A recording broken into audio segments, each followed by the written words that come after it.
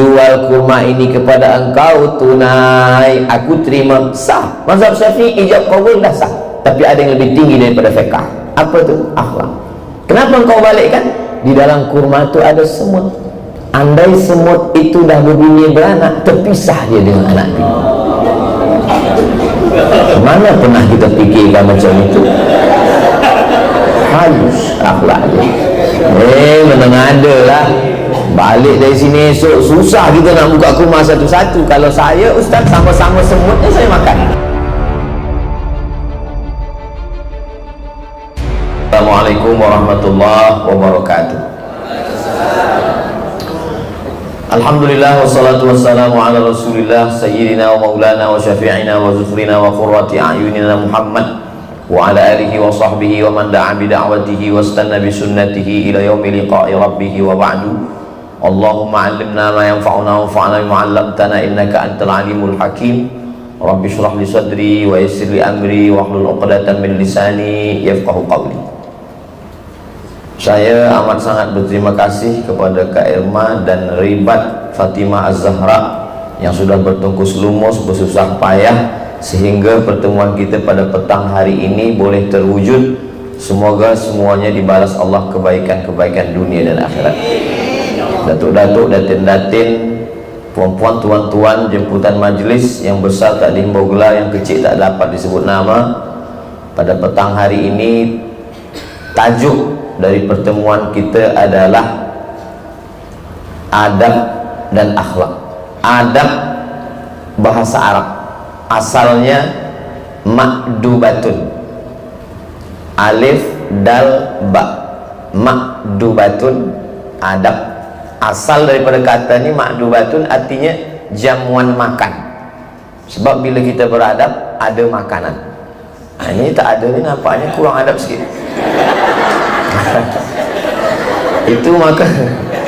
itu maka di mana-mana tazkirah, dari mula awal datang kami pergi ke Melaka, lepas tu malam tadi di Lumut, dan malam ni pula kita doa bersama mudah-mudahan semua lancar, semuanya baik di Dataran Merdeka, dan esoklah sekali di Jelutong. Lepas tu saya pun balik. Memanglah tazkirah di Malaysia ni penuh dengan adab. Sebelum tazkirah makan, selepas tazkirah makan. Saya di Sumatera, di Riau makan sikit. Bila di Malaysia ni sikit-sikit makan. Nah, jadi dulu adab. Bila kita beradab dengan orang, kita jemput orang makan, kita cakap lembut baik. Bila nanti ada tuan puan, ada keluangan waktu, sila datang ke rumah kami. Kami ada jemputan jamuan makan malam. Bila dah sampai di rumah, kita bentangkan semua apa yang ada hambal, semua yang paling baik, dikeluarkan makanan yang paling baik. Lepas itu kita bagikan, sila makan, sila minum. Itulah asal muasal daripada adab. Dan belum pernah kita jumpa dengan orang, dia bagi makan, dia suruh kita makan, suara dia silalah, nak makan, tak makan pun tak apa. Itu tak ada adab. Adab biasanya adalah berlemah lembut.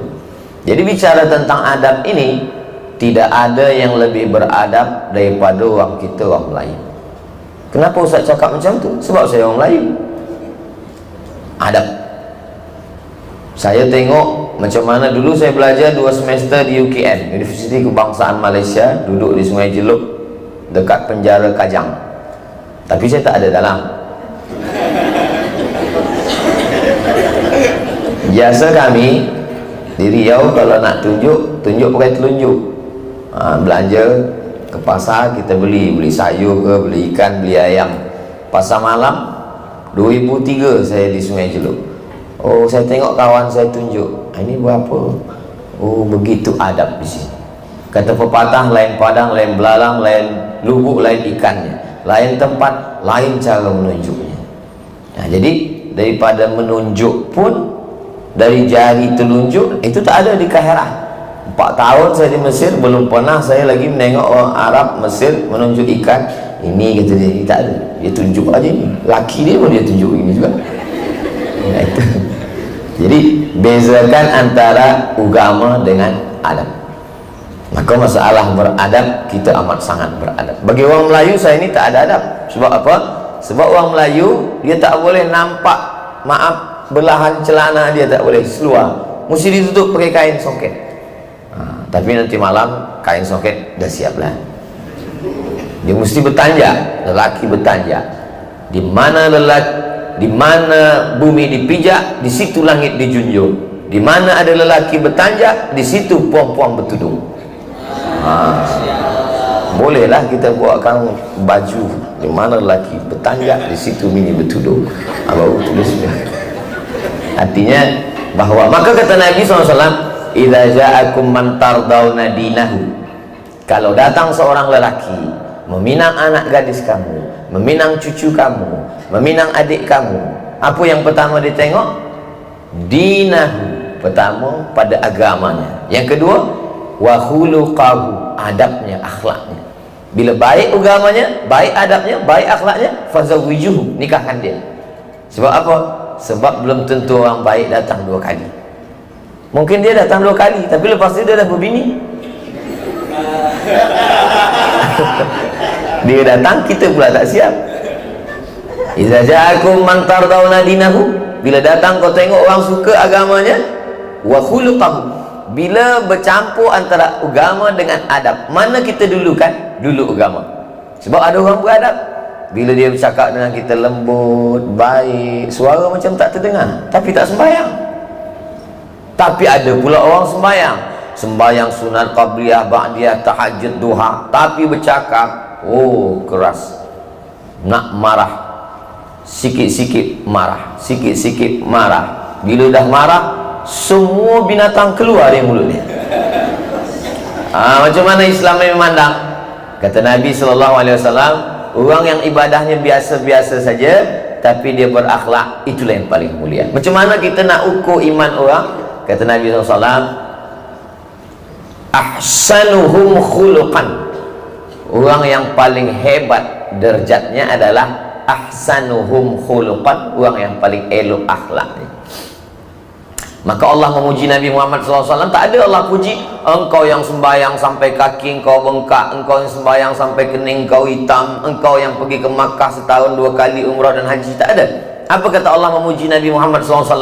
Wa innaka la'ala khuluqin azim, engkau yang berakhlak. Maka Nabi SAW mengatakan, innama bu'istu, aku ini diutus Allah Ta'ala kepada manusia liutammima makarimal akhlak, untuk menyempurnakan akhlak. Dari bahasa kita tahu orang ni lembut atau kasar. Kita orang Melayu tak boleh sebut aku. Aku ni kata dia kasar. Aku adalah aku. Dia kata selalu sebut saya.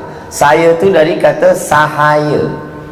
Semua yang ada ha itu selepas bahasa Melayu yang baru berubah. Baharu jadi baru. Sahaja jadi saja. Sahaya jadi saya.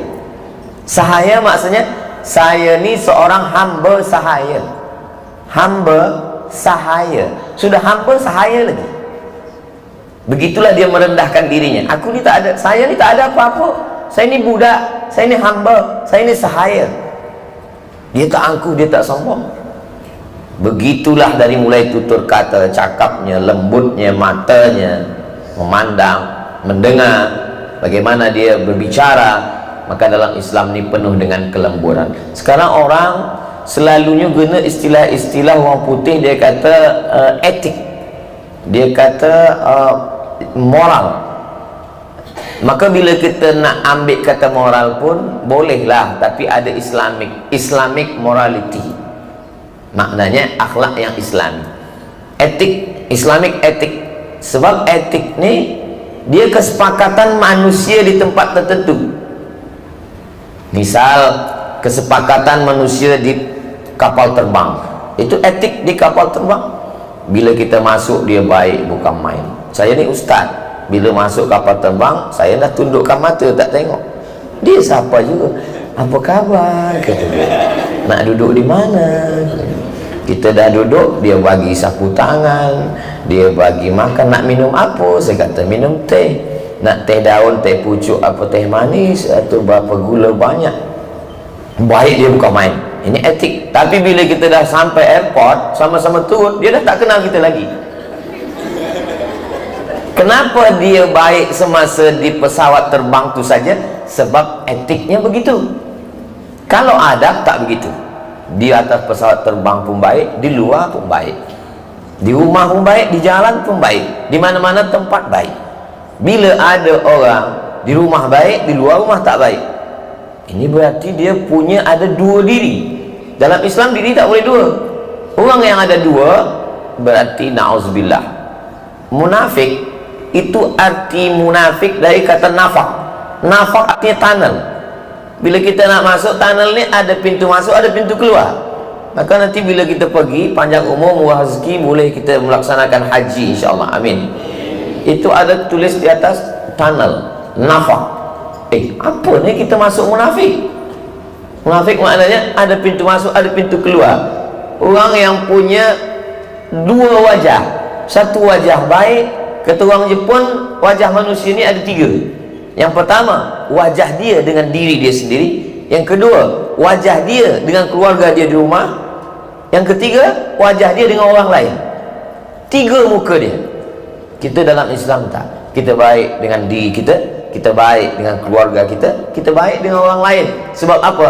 Sebab kita tak pentingkan kita di mata orang. Yang paling penting kita dalam pandangan Allah Subhanahu wa ta'ala. Mudah-mudahan Abdul Somad muka dia tak tiga, tak empat, tak lima. Oh, tapi muka Ustaz Somad nampaknya dua. Kami tengok di YouTube lain, ini live ni lain. Ini sebab lampu terang. Maka manakala kita sudah baik, itu baiknya kerana Allah Subhanahu wa ta'ala. Karena Rasulullah menyuruh kita baik dalam semua hal. Saya ada waktu belajar di Maghribi, jumpa orang Maghribi, dia tanya, "Anta Malaysia?" Selalu saya jumpa orang, dia kata, "Anta Malaysia," maksudnya awak orang Malaysia kan? Kata saya, dekat dari Malaysia. Oh, Indonesia. Ya, Malaysia, Indonesia, Kuwait, kata dia. Elok, baik. Kenapa begitu? Saya manakala pergi umrah, dia cerita ke saya pergi umrah, sembayang, orang yang ada di sebelah saya ni, tongkat dia menjulur ke tempat saya nak tempat sujud. Saya geserkan sikit, dia marah. Tongkat dia pun sikit aja saya usik, dia marah. Tapi bila saya dekat dengan orang Malaysia, dengan orang Indonesia, tempat tu sempit, dia pula bagi tempat. Memang kamu hebat, kata dia. Dalam hati saya, alhamdulillah kau jumpa yang baik-baik. Jadi rupanya kalau muka kita sama macam kita, dia buat baik, kita pun dapat juga baiknya. Muka kita sama, dia buat jahat, kita dapat juga. Aku masa di Masjidil Haram yang pindahkan aku tempat, macam inilah rupa dia, kata. Jadi beruntung kita punya muka orang baik, maka orang baik ini mesti kita jaga. Kalau jumpa orang baik, apa kata Nabi doanya? Katsarallahu amsalak. Mudah-mudahan Allah membuat banyak orang-orang macam kamu. Nampak orang baik, oh baiknya Masya Allah. Katsarallahu amsalak. Allah memperbanyak orang baik macam kamu. Jadi bila saya tengok orang-orang seni yang baik-baik ini, katsarallahu amsalakum. Allah membuat banyak orang-orang baik macam kamu. Jadi begitu kita berjumpa dengan orang baik, al-hayatu rihlatun qasiratun. Hidup ini perjalanan yang pendek. Yang tersisa, yang jadi kenangan itu apa? Wa ma tabqa illa dzikrul hasan. Yang kita kenang itu adalah kebaikan orang. Cubalah kita kenang. Masa kita sekolah, siapa yang kita kenang? Dua, yang paling baik, yang paling jahat. Masa kita belajar di universiti, dua, yang paling baik. Cakap, kalau dia sudah rosakkan hati kita, apa kata orang Melayu, galah patah boleh disambung, kaca retak boleh direkat, hati yang sakit kemana ubat akan dicari. Saya orangnya tak dendam, tapi kuat ingat. Dia sebut nama pun kita dah ingat, oh perbuatan dia. Begitulah akhlak. Maka dalam Islam, orang yang baik, baik agamanya, baik akhlaknya. Keutamaan akhlak itu daripada ajaran agama. Semua ajaran agama kita ni ujungnya akhlak. Kalau kita tengoklah, semua daripada sembahyang, daripada puasa, daripada haji, daripada umrah, target akhir last sekali yang nak diambil itu adalah akhlak. Kita ambil contoh sembahyang, tegak, rukuk, sujud, iftitah, fatihah, ayat, rukuk, iktidal, sujud, duduk antara dua sujud, tasyahud, salawat, salam. Tapi akhir daripada sembahyang, inna salata tanha anil fahsya wal munkar. Tapi orang kalau dah cerita sembahyang, dia selalu pekahnya. Bagaimana niat, bagaimana usolli, bagaimana rakaat, bagaimana rukuk, bagaimana sujud. Bila kita turun, lutut dulu apa tangan dulu. Bila kita tasyahud, sekali goyang apa bergoyang-goyang. Akhir daripada sembahyang adalah akhlak. Tapi banyak juga orang salah. Oh, kalau begitu akhlak saja baik. Bila kita tanya, awak tak sembahyang? Yang penting akhlak baik. Allah pandang akhlak kita. Sembahyang tu hanya jalan saja. Bila kita dah sampai cukuplah. Tak boleh, dua-duanya yang kita jalankan. Ada orang sembahyang tak berakhlak, tak baik. Ada orang berakhlak tapi tak sembahyang, tak baik. Sedang pada Allah aja dia tak berakhlak, apa lagi? Menikahlah dengan orang sembahyang, dia muliakan Allah, dia muliakan kamu. Jangan nikah dengan orang tak sembahyang, Allah saja tak dia muliakan, apa lagi kamu? Boleh juga buat status esok pagi. Inna salata tanha anil fahsya wal munkar. Fahsya jahat tapi maaf seksual, sedangkan munkar jahat non seksual. Sebab apa? Sebab manusia ni dua, ada dia baik, dia tak korup, dia tak tipu, dia tak bohong, tapi gatal. Ada orang ni cakap dia tak ada, gatal, mata dia pun elok, tapi pelit minta ampun. Ini maka bila dia dah sembahyang, dua-dua dia terjaga. Haji, orang kalau tak faham haji, apalah haji ni? Pusing-pusing, lari-lari, lempar-lempar, kemah-kemah, balik haji. Tapi sebenarnya tujuan daripada haji itu adalah akhlak. Faman farada fihinnal hajjah, siapa yang dah buat haji, fala rafasa, dia tak jahat seksual, wala fusuqa, dia tak jahat non seksual, wala jidala, lidah dia tak kasar. Jadi kalau ada balik haji lidah kasar, berarti dia baru setakat, pusing-pusing, lari-lari, lempar-lempar, kemah-kemah, balik haji. Semasa di sana pun tak ada baca doa. Haji memanglah tak ada doa wajib, tak macam sembahyang. Kalau sembahyang ada rukun, siapa tak baca Fatihah tak sah sembahyang. Kalau haji tak ada. Maka kalau ada orang banyak duit, kenapa tuan belum pergi haji? Saya ni belum lagi hafaz doa pusing 1, pusing 2, pusing 3, pusing 4, pusing 5, pusing 6, pusing 7, hingga pusing kepala. Saya tak tahu bacaan. Haji ni tak ada baca doa pusing, diam aja dari awal sampai akhir, dia tetap sah haji. Tawaf diam, sa'i diam, wukuf diam, lontar diam, jumrah ula, wusta, aqabah diam. Haji juga. Haji apa namanya? Haji diam. Dia tak ada cakap. Beza sama sembahyang. Sembahyang kalau tak baca Fatihah, la salata, tak sah salat liman lam yaqra bi Fatihatil kitab. Puasa, puasa tu kalau orang tak faham, apalah puasa ni? Tak makan, tak minum, tak tengok, tak dengar, diam. Laki saya ustaz, memang kalau dia dah puasa tu Masya Allah, tak makan, tak minum, tak tengok, tak dengar. Kenapa? Tidur. Puasa ni bukan tidur. Puasa ni bukan alihkan makan siang, makan malam. Puasa ada akhir. Akhir daripada puasa adalah akhlak. Mana akhir puasa? Ya ayyuhalladzina amanu kutiba alaikumusyamu kama kutiba alal ladzina min qablikum la'allakum tattaqun. Takut pada Allah. Jadi kalau ada orang yang haji, puasa, sembahyang, tak berakhlak, maka dia tak sampai pada hakikat Islam. Islam ni amat sangat halus. Ada seorang ulama namanya Ibrahim bin Adham. Imam Ibrahim bin Adham membeli kurma, beli dari pasar, balik ke rumah. Sampai ke rumah, rupa-rupa di dalam kurma ada semut. Dia balik ke pasar, dia pergi ke tempat jual kurma, dia balikkan kurma yang ada semut tu balik. Orang heran, apa kau balikkan kurma untuk apa? Itu dah sah secara fiqh, jual beli itu sudah sah. aku jual kurma ini kepada engkau tunai, aku terima, sah. Mazhab Syafi'i ijab qabul dah sah. Tapi ada yang lebih tinggi daripada fiqh. Apa tu? Akhlak. Kenapa engkau balikkan? Di dalam kurma itu ada semut. Andai semut itu dah berbini beranak, terpisah dia dengan anak bini. Mana pernah kita fikirkan macam itu? Halus akhlak dia. Menengada lah. Balik dari sini esok susah kita nak buka kurma satu-satu. Kalau saya ustaz, sama-sama semutnya saya makan. Itulah yang ada pada diri Nabi Sulaiman alaihissalam. Nabi Sulaiman alaihissalam, mana dia nak berjalan? Sebab apa? Sebab dia dengar ada pasukan semut. Wahai semut-semut, masuklah ke sarang-sarang kamu, supaya kamu tidak dipijak oleh pasukan tentera Sulaiman alaihissalam. Ada akhlak kepada binatang. Nabi sallallahu alaihi wasallam cakap, apa kata Nabi? Idza zabahtum fa ahsinu zabhah. Kalau kamu menyembelih haiwan, sembelihlah dengan baik. Macam mana menyembelih dengan baik? Falyuhidda syafratahu, pisaunya tajam. Wal yurih zabihatahu, matinya tenang. Tak boleh potong dengan tulang, tak boleh potong dengan kuku.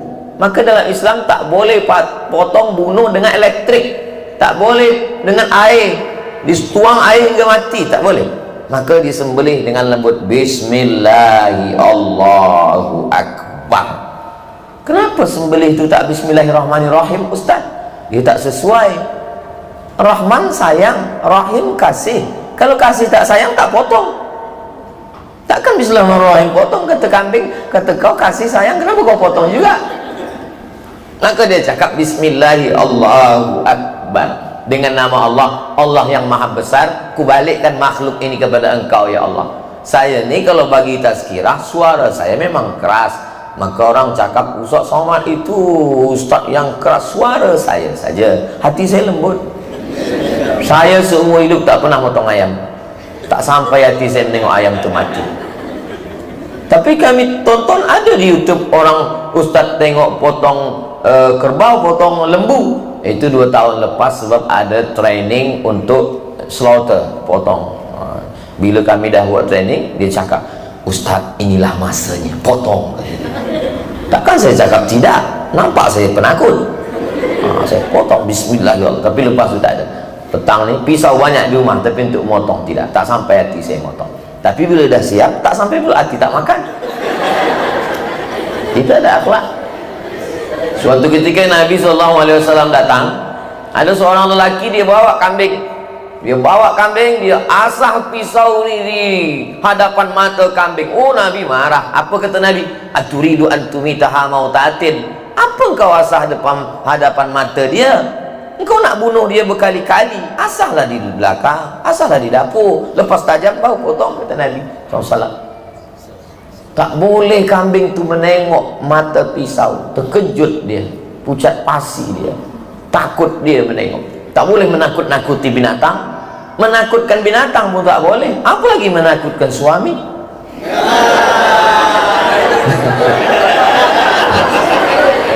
Abang pergilah, tapi bila macam-macam. Di sini tak ada, sini dah baik-baik semua, tempat lain. Nampaknya lelaki ini hari ini mendapatkan support yang luar biasa. Inilah yang kami tunggu-tunggu dari Ustaz ni gitu. Jadi memang akhlak ni kalau kita tengok Nabi SAW. Jadi kalau ada orang bercakap, oh akhlak kepada manusia biasa, akhlak kepada guru biasa, tapi akhlak kepada haiwan, akhlak kepada lembu. Ada seorang lelaki, lalu dia ambil api, dia bakar kepada sarang semut. Dia senang betul menengok semut tu lari tunggang langgang lintang pukang, kata orang Melayu. Semut lagi. Nampak Nabi, marah Nabi. Apa kata Nabi? La yu'adzibu bin nar illa rabbun nar. Tak boleh membunuh dengan api kecuali Tuhan pemilik api. Kenapa engkau bunuh api? Dalam perjalanan panjang ada seorang lelaki, dia ambil anak burung, dia bawa balik ke rumah. Kata Nabi, dapat dari mana? Sana. Balikkan anak burung ni ke sarang induknya, akan menuntut di hadapan engkau, di hadapan Allah Subhanahu wa ta'ala. Maka saya, anak kemanakan kalau dia nak minta main-main binatang yang saya tak bagi. Nak minta belikan burung tak. Tapi kalau kita ada sangkab yang besar boleh, kalau kecil tak. Kenapa? Dulu beberapa tahun lepas ada ustaz di Bogor membuatkan sarang burung yang besar. Semua jamaah yang ada sarang burung kecil-kecil sila bawa, kita akan satukan dalam sarang yang besar. Yang akan melepas adalah Ustaz Abdul Somad. Saya lah melepas burung. Bila kita lepas, rupanya dia tak boleh terbang. Sebab apa? Sebab tak pernah terbang. Dia berjalan sedih tengok. Berjalan macam katak. Dia tak pernah terbang. Apalagi burung ni hanya seekor. Sejak akil balik sampai tua tak berbini. Dia menjerit, kata yang punya, hebat, the best. Padahal dia menjerit, bini, kata dia. Kita sudah menyiksa. Ikan gitu juga. Dulu saya punya burung serindit, warnanya hijau, suka betul. Satu hari saya sedang duduk, umur saya masa itu 10 tahun. Lama saya berfikir, macam mana burung ni? Saya dibagi orang, dibelikan untuk saya hadiah dari Riau. Bila satu hari saya gantung dia di pokok jambu, saya tengok, oh sedihnya burung ni. Mana mak dia, mana ayah dia? Saya buka, saya lepaskan. Lepas tu pakcik saya tanya, mana burung serindit? Tak tahu, lepas, kata saya. Sejak itu sampai hari ini tidak. Saya tak nak siksa binatang. Kenapa? Karena ada hati dan perasaan, merasakan perasaan orang lain. Inilah yang paling susah. Itulah ajaran Islam. Itu maka saya di mana-mana tazkirah saya bagi tahu. Saya tazkirah dalam waktu 60 menit. Supaya apa? Saya tahu perasaan orang lain. Sebab setengah orang mendengar tazkirah itu dia fikir bila selesai ini. Tapi bila dia dengar saya tazkirah, dia dah tahu 60 menit, kecuali sembang dengan orang seni hanya 30 menit saja. Bukan salah saya, tanyalah Kak Irma. 30 menit dengan sembang, lepas tu akan ada dialog, ada soalan, ada jawaban yang boleh saya jawab, saya jawab. Tadi mula pukul 5 suku, sekarang dah pukul 6 kurang 15. Maknanya waktu kita dah habis lah. Artinya akhlak ini juga, akhlak saya tunjukkan supaya kadang orang dia cakap panjang lebar, setelah itu di akhir last kali dia katakan, demikianlah tazkirah yang sangat singkat ini. Kata hati, apa singkat, kami tertidur dah kemana-mana pergi. Akhlak. Kalau kita diajak akhlak dari kecil, apa kata orang Melayu? Dari kecil terbawa-bawa, dari kecil terlonjak-lonjak, sudah besar terbawa-bawa, udah tua terubah tidak. Saya sampai hari ini, walaupun dah tua, kalau saya duduk di atas kerusi, ada orang di bawah, tetap dalam hati dalam tu, aku ni macam tak beradab. Kerana dulu kecil diajarkan mak tak boleh duduk di atas kerusi bila ada orang di bawah. Ingat betul, datang tamu saya duduk atas kerusi, mak saya dah pandang, 2-3 pandang saya senyum. Balik tamu, dia nak besarkan volume, sampai tua teringat. Jadi yang paling elok mendidik kita adalah ibu. Makanya ibu al-madrasatul ula, sekolah yang pertama sebelum tadika, sebelum sekolah dasar, sebelum menengah, sebelum BA, sebelum master, sebelum PhD, sebelum profesor, adalah sekolah ibu. Maka pemuda-pemuda belia yang nak menikah, jangan engkau katakan, sudikah engkau mendampingi aku dunia akhirat? Sudikah engkau mendidik anak-anakku menjadi anak yang berakhlakul karimah? Yang lah lalu dah lah, tak usah. Maksudnya yang belum-belum. Sebab dialah yang mendidik anak-anak kita. Saya pergi, saya terbang sejauh mata memandang, lepas tu saya balik ke rumah, anak-anak akan dididik oleh orang di rumah. Maka itulah pentingnya pendidikan akhlak bagi seorang ibu. Itu maka Nabi Ibrahim, Ismail itu dididik oleh Hajar. Hajarlah yang mendidik dia. Maka akhlaknya luar biasa. Ya bunayya, wahai anakku, inni ara fil manam, aku nampak dalam mimpi, anni azbahuka, aku menyembelih lehermu, fanzur madza tara, apa pendapatmu nak? Jadi bila kita nak tes anak kita, buatlah macam Nabi Ibrahim menguji anak dia. Balik dari sini, ambil pisau. Wahai anakku, aku tengok dalam mimpi malam tadi aku menyembelih engkau. Apa pendapatmu? Kejap ya, saya telefon polis. Apa jawab Ismail yang dibesarkan oleh Hajar? If'al ma tu'mar ya abati, wahai ayah, if'al ma tu'mar, laksanakan perintah Allah. Satajiduni insyaallah minas sabirin. Aku sabar menerimanya. Ayah beradab, anak beradab, anak berakhlak, ayah berakhlak, diganti Allah dengan seekor kambing. Namanya sampai hari ini kita sebut kama sallaita ala Ibrahim wa ala ali Ibrahim kama barakta ala Ibrahim wa ala ali Ibrahim. Ali Ibrahim itu Ismail alaihissalam. Itulah agaknya muqaddimah dialog sembang bersama orang-orang seni petang ini. Saya akan teruskan dalam soalan dan jawaban.